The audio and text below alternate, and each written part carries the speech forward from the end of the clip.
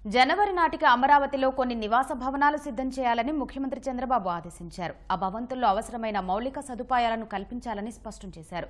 రాజధాని నిర్మాణ పనుల పురోగతిపై సిఆర్డీఏ అధికారులతో సీఎం సమీక్ష నిర్వహించారు. రాజధాని ప్రాంతంలో ప్రాథమిక స్థాయిలోనే నివాస యోగ్యత కల్పించడం అత్యంత అవసరమని ముఖ్యమంత్రి అభిప్రాయపడ్డారు. కొత్త సంవత్సరం కొత్త ఇళ్లలో చేరేవారు అవసరాల కోసం తడిమి చూసుకునే పరిస్థితి ఉండరాదన్నారు. వారికి అవసరమైన సామాజిక సదుపాయాలన్నీ రాజధానిలో ఉండేలా చూడాలన్నారు. షాపింగ్, వినోదం కోసం అమరావతి నుంచి విజయవాడకో, గుంటూరుకో వెళ్లాల్సిన అవసరం రాకూడదని స్పష్టం చేశారు.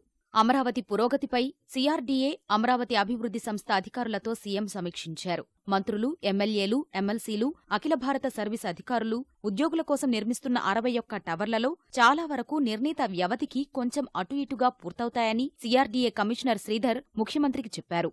61 టవర్లను 11 గ్రూపులుగా విభజించి నిర్మాణాలు చేపట్టామని, 6 టవర్లు జనవరిలోగా సిద్ధమవుతాయని తెలిపారు. మరో 6 టవర్లు మార్చి నాటికి పూర్తవుతాయన్నారు. పూర్తయిన భవనాల్ని జనవరి 1 నుంచి స్వాధీనం చేసుకుంటామన్నారు. ప్రభుత్వ ఉద్యోగుల కోసం నిర్మిస్తున్న 21 టవర్లలో 4 టవర్లు జనవరికి సిద్ధమవుతాయని, మిగిలినవి అక్టోబర్కు అందుబాటులోకి వస్తాయని చెప్పారు. నివాస ప్రాంతాల్లో షాపింగ్ మాల్స్, క్లబ్ హౌస్, హోటళ్లు, సామాజిక జీవనానికి సంబంధించిన అన్ని సదుపాయాలు కల్పించాల్సి ఉందని ముఖ్యమంత్రి అన్నారు. అంతర్గత నిర్మాణాలకు మానవ వనరుల కొరత ఉన్నట్లు గుర్తించామని అమరావతి అభివృద్ధి సంస్థ సీఎండీ లక్ష్మీ పార్థసారథి ప్రస్తావించగా, నిర్మాణ సంస్థలతో మాట్లాడి వెంటనే సమస్య పరిష్కరించాలని సీఎం ఆదేశించారు.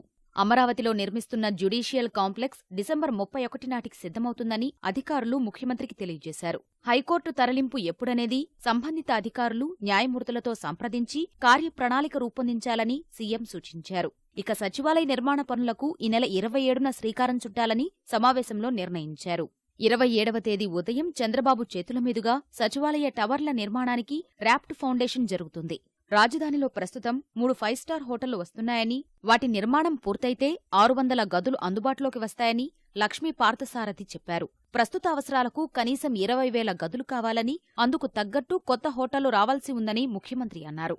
అమరావతి అభివృద్ధిలో భాగంగా మొత్తం 8 స్టార్ హోటళ్లతో మాట్లాడామని, 3 5 స్టార్ హోటళ్లు, 4 4 స్టార్ హోటళ్లు ప్రస్తుతం ఏర్పాటవుతున్నాయని సిఆర్డీఏ అధికారులు చెప్పారు. తాజాగా మరో 4 స్టార్ హోటళ్ల ప్రతిపాదనలు వచ్చాయని తెలిపారు. రాజధానిలో ప్రజా భాగస్వామ్యంతో ప్రతి 15 రోజులకో ఈవెంట్ నిర్వహిస్తామని సిఆర్డీఏ కమిషనర్ తెలిపారు. 500 మంది సైక్లిస్టులతో 100 కిలోమీటర్ల మేర సైకిల్ యాత్ర ఏర్పాటు చేస్తామన్నారు. అలాగే సీడ్ యాక్సెస్ రోడ్డుపై మరో భారీ ఈవెంటుకు సన్నాహాలు చేస్తున్నట్లు వివరించారు.